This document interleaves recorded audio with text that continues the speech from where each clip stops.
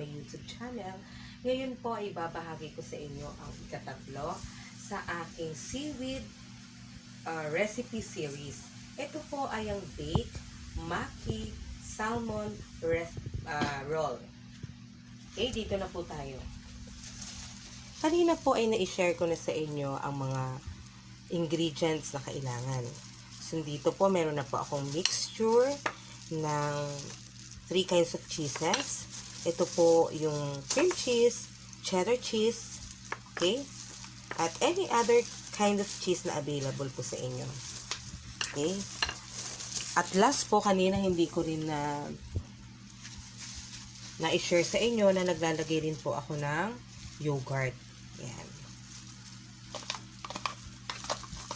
So, kanina meron na po itong mayonnaise. Okay?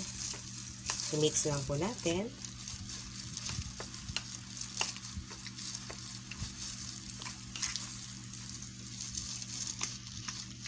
Okay?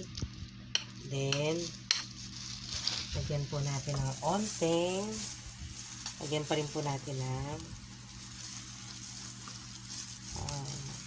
Japanese mayo. Okay? Para masabi talaga natin ng Japanese. So, lagyan po natin ng sriracha sauce. Ay, sriracha sauce. Okay?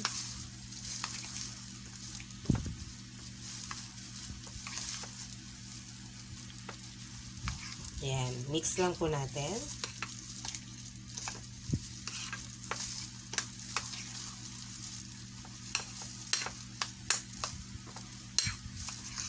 Ayan.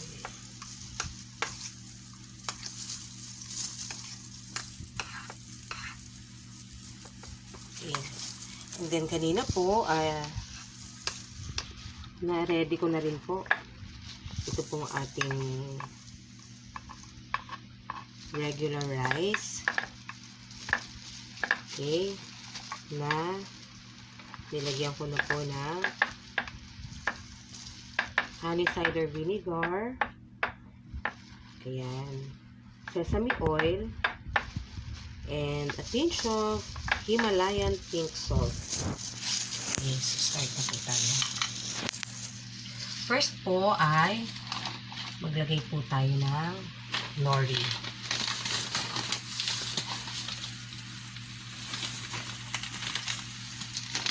Okay.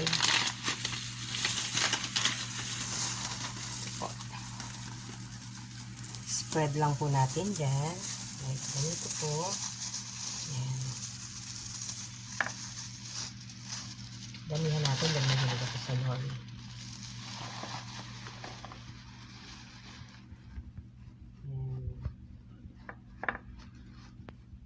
One more. Ilagay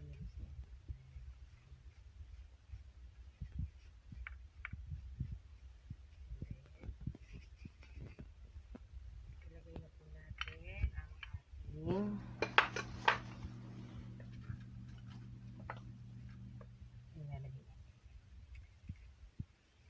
lagyan na natin ang ating mangoes, ripe mangoes. Kanina hindi ko rin nasabi ko.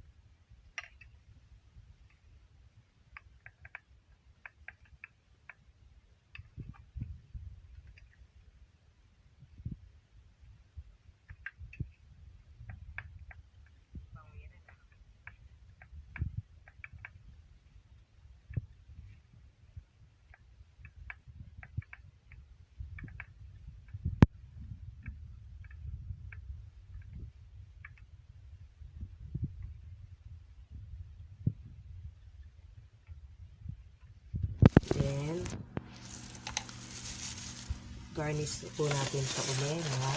Since marami tayong nori, garnish natin ulit siya na more nori. Okay. And then, para mas appetizing siya. Ayan. And lastly, since marami rin po akong chia seeds, ayan, lagyan natin na sprinkle with chia seeds. Ayan.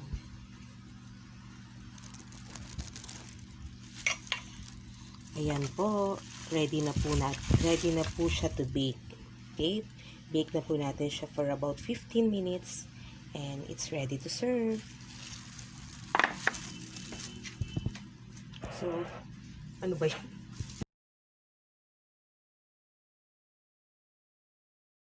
Ito na po ang ating finished product ng ating baked salmon sushi mackerel.